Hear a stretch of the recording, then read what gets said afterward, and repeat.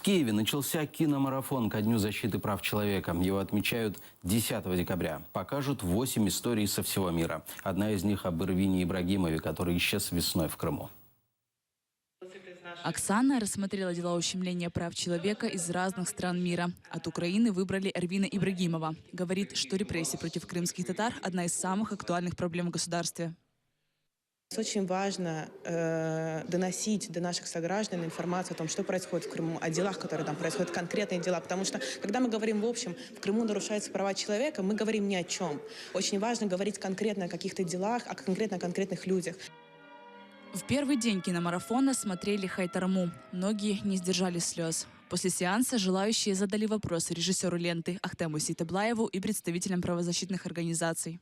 Это положительная такая динамика, что об этом говорят, что об этом не молчат, что и такие вот организации, как Amnesty International, участвуют активно на территории этого информационного поля.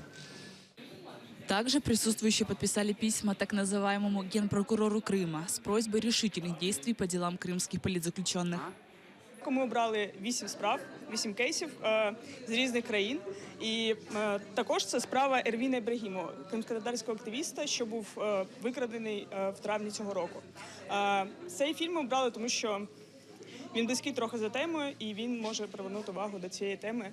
І ми сподіваємося, що щось зміниться на краще.